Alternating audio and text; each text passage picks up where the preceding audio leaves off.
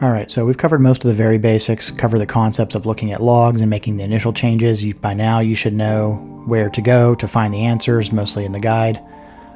There's absolutely more to do, but we're finally at the point where we can spend a bit of effort doing fun stuff like DSG farts or pops and bangs.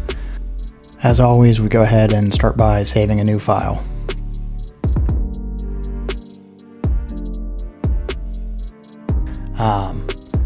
I'm going to be voicing over a few key parts of this revision, and then I'm going to be doing several more on my own over the next week because I have to get this thing track ready before Memorial Day weekend, and I have a bunch of parts to install as well. First off, taking care of something that got screwed up in the last video. Shout out to DIY Leon Motors for catching this error on the table the last time. I meant to interpolate the table after changing the last cell, but accidentally multiplied it by 0.5, so we're going to go ahead and fix that right now.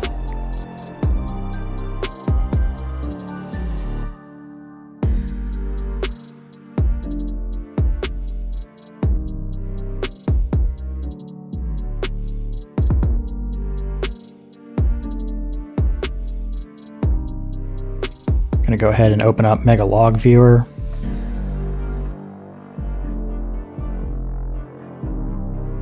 As you can see, I took a whole ton of logs from the last revision. We're not going to be looking at all of them, but we'll go through a few here. On this third gear pull, I'm basically looking at the noise levels and stuff with the NOx sensors. We're also checking the put versus put set point. You can see that the wastegate position base, or the final position, is not following the base values. So we're going to use the histogram to our advantage to copy those cells and put them into the table. The wastegate stuff has been covered before, so I'm going to go ahead and fast forward through this section.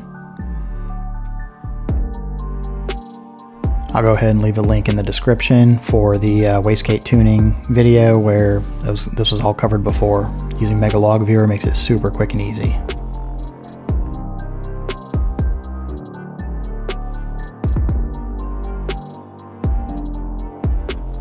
Alright, so right here I'm opening up a log file of as you can see, long ass drive.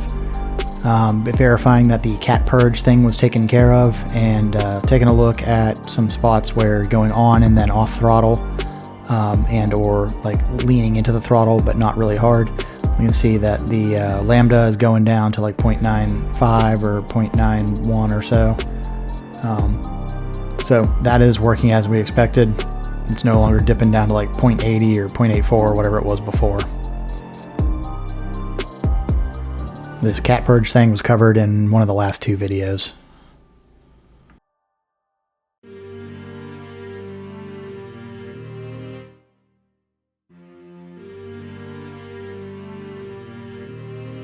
Alright, and now I'm turning my focus to the NOx sensors. Taking a look just to see where those dynamic gains are logging at. You can see cylinder number 2, which is threshold 1, noise level 1. Yeah, the second one from the top is cylinder number 2. And the dynamic gain gets relatively high. The gain on my car maxes out at 10 for reference.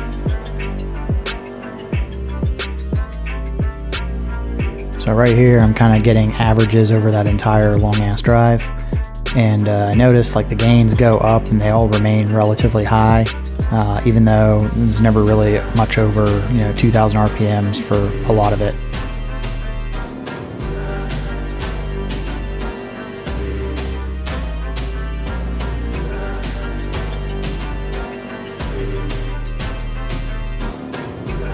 Normally I wouldn't be bothering to edit any of the NOx stuff, especially like at lower RPMs out of boost, but my thought process on this is to have the gains be roughly where they are zeroed out, because they can go negative, but get them to where they can be zeroed out under most conditions. That way when it's climbing during a pool or something, then that is a better indicator of whether to increase or decrease the gains to hit target noise levels.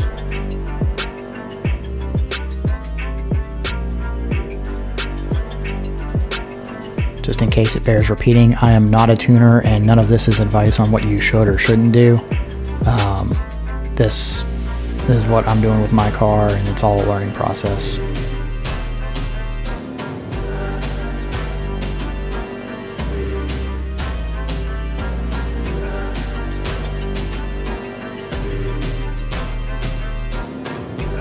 All that I'm doing is basically bumping those gains in the cruising portions of the maps to try and zero them out a little, or at least get them a little bit lower so that they're not immediately maxed out. So I wouldn't normally go around messing with the lower air mass, lower RPM areas of the maps, because there's really no need to, but this is more of a curiosity of mine with regards to these dynamic gains. You've got to fuck around in order to find out.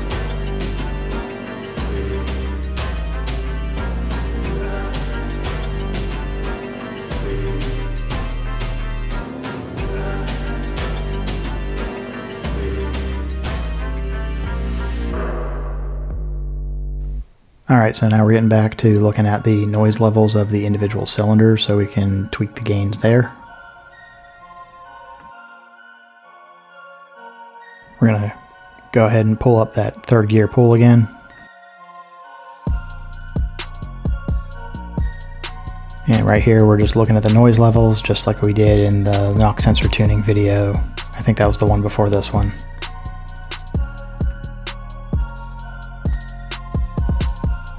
Looking at the air mass and the RPM, anywhere that the noise level deviates relatively far from that noise level target that we previously set up.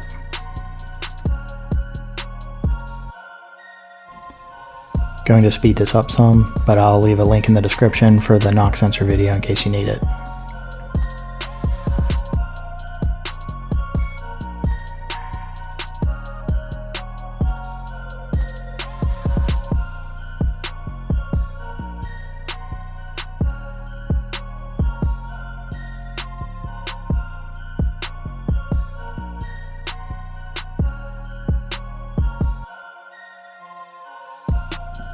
So I mentioned this in the knock sensor video, didn't actually change it then, but I decided because I have a set of aftermarket motor mounts going in the car, I decided to YOLO calibrate this, the thresholds to raise them by 10%. So essentially numbing the knock sensors by 10% this way.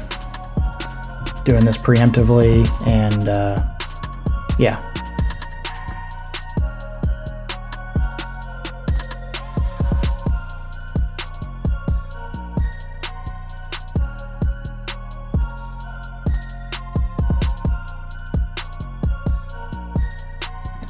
Alright, so one of the other things that we're looking for is limiters, and you can see it's getting the 128 torque limit right there.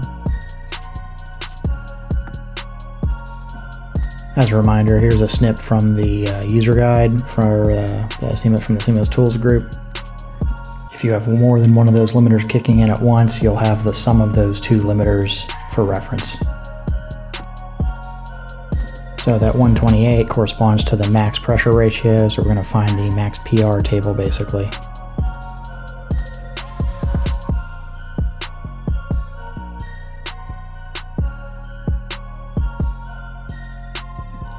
Looking at the max PR table and the values in the log, we can see that, yep, that is indeed what was limiting it. Now, I closed out, I didn't make any changes because frankly I looked at the log and making 22 psi boost at around 6,000 RPM, it's just a little bit spicy for track use.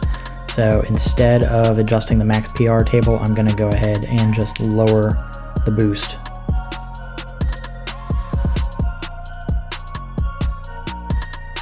It's my understanding that the IS38s are relatively weak, especially compared to the IS20s, so definitely don't want to be overspinning the piss out of it.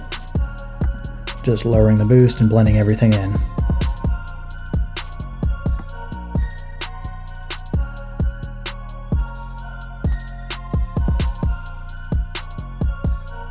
Now I'm going to go ahead and edit the spark modifier on map 1 as well.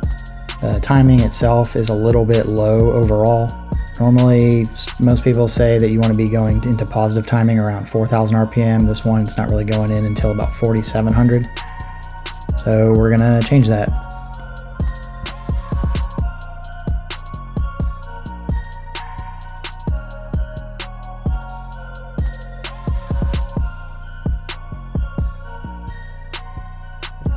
Basically just bumping map 1 timing and blending it in.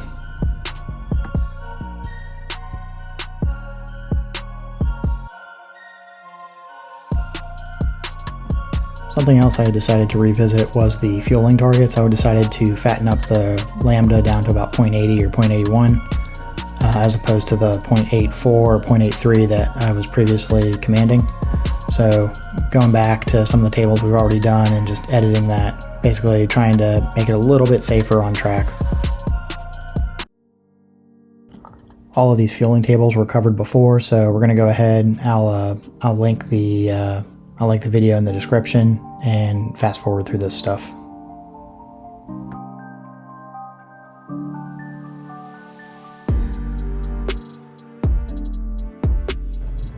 Alright, so with all of that stuff out of the way, let's start to get into some of the fun things. Right here I'm taking a look and seeing the DSG shift handoff real quick, and I'm looking at to see how much ignition timing is being pulled, or I wanted to see how much ignition timing is being pulled. So pulling that in here. On a side note, you can also see how slowly the RPM drops. You can see that like kind of slow curve. If we quicken up the shifts some by dropping spark and possibly dropping more cylinders, that should speed that up quite a bit and have a nice shardy sound.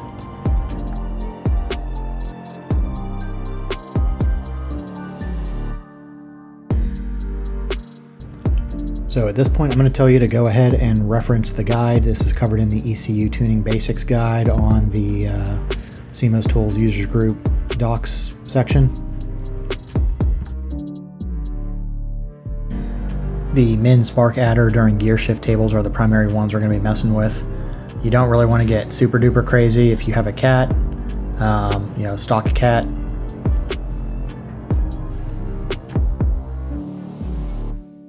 If you happen to get really crazy with the negative timing on gear shift, keep in mind that can cause the car to overboost. So that's definitely something you're going to want to monitor if you want to have a real deep, shardy sound.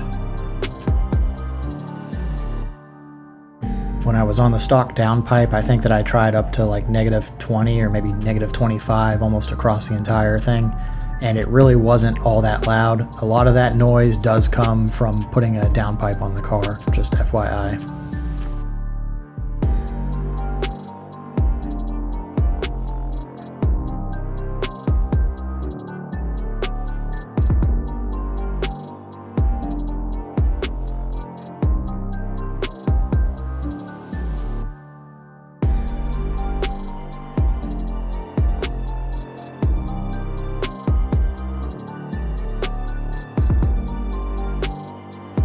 Using the guide, figuring out what's up next.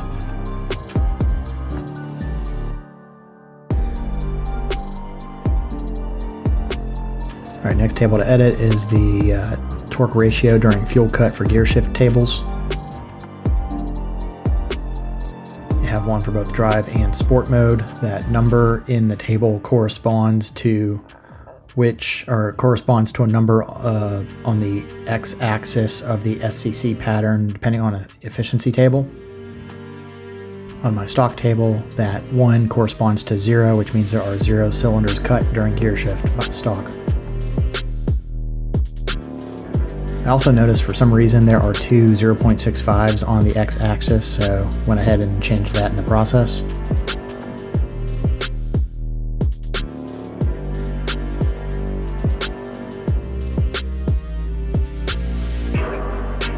I'd like to set it to cut 1 cylinder on gear shift, so I'm going to go ahead and set the entire 0 and 4 axis to 0.65. The 4th row is the one that corresponds to DSGs.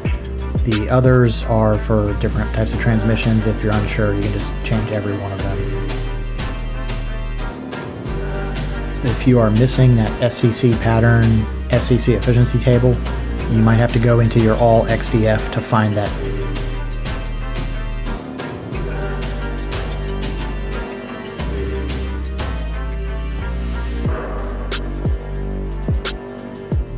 Now, something that is not covered in the guide, this is DSG specific by the way, is the RevMatch downshift tables, the RevMatch speed control tables. Modifying the fast and slow P paths actually has a pretty good effect. This affects downshifts, not upshifts. Basically, this is the PID controller that that causes the rev match function to happen during gear shifts, during downshifts. So I'm taking a swing at this table and just doubling all the values except for that first row or first column. I've done this before and I've had these values way higher. It feels really good once you get it right. If it kind of overshoots when you're downshifting, then you might have gone a little bit too far.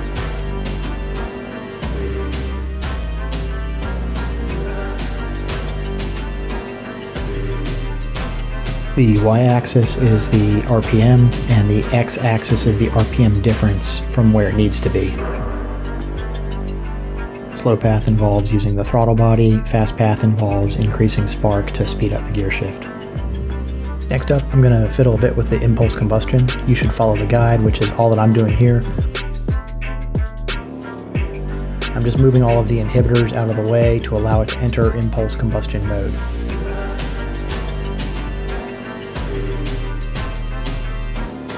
Note that at the time of me editing this, I have actually driven the car with this tune once already, and I'm fairly sure I missed a table in the process. Just a heads up. Now, these stock impulse tables on my car are honestly more aggressive than I prefer, but I'm going to leave them for now just because then that makes it easier to verify if they're working or not. If you're one of those heathens who pulls 30 degrees of timing and it sounds like gunshots, your car sounds bad and you should feel bad. You need a role model.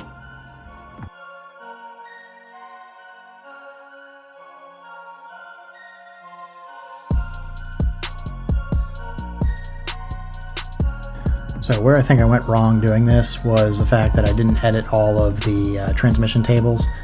This CVT Sport one, if you mouse over it, it says DSG in the name, but I'm not 100% sure that this actually did anything. I believe, and I left one of these tables all zeros, so it's probably just a matter of me going back and changing that.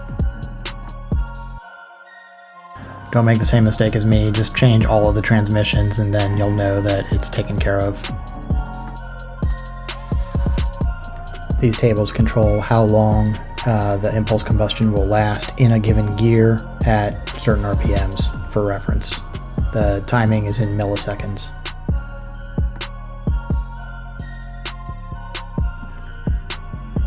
Alright, now just double checking a few tables and checking some other limiters and inhibitors.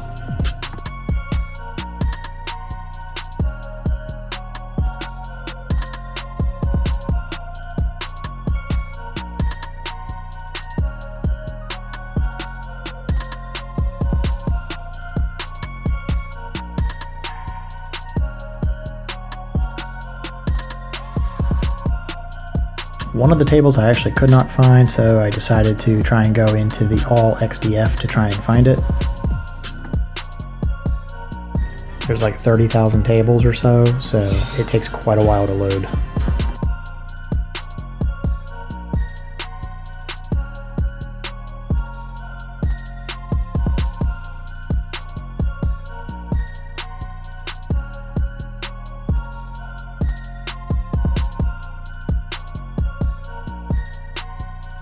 Unfortunately, I was unsuccessful in finding the one table.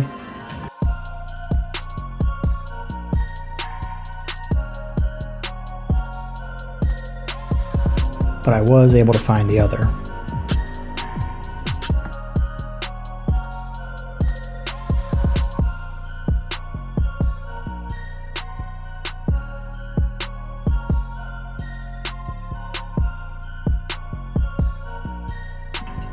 Whenever I'm in the all XDF, I like to kind of search around and poke around, get familiar with some things. Usually always find something neat that I have not seen before.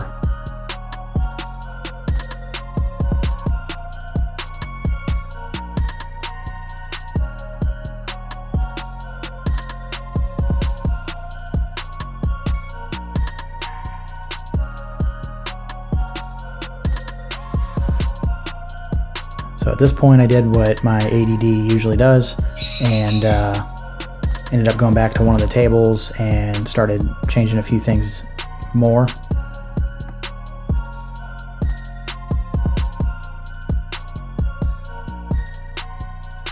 So at this point I was just getting my maps all set up again. Went ahead and made sure to choose which maps I want to enable the pops on.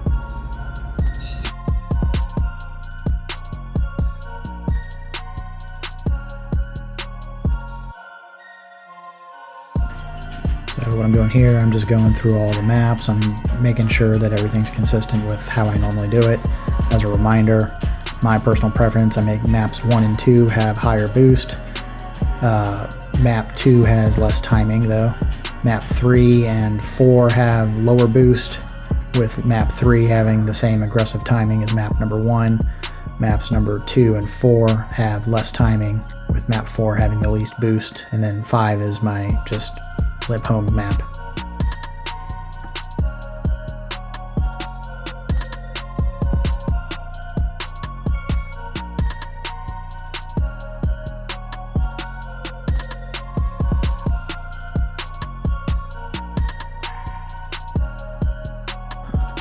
One last little tweak I'm going to make is to the flashing check engine light anytime that knock exceeds a certain threshold, whether average or on a single cylinder. I'm going to go ahead and make it blink for 3 seconds instead of 1 second. So you can do that here. I've got a busy week ahead of me prepping my car for Memorial Day HPDE weekend. So probably won't be another tune video for a couple weeks at least. So see you then.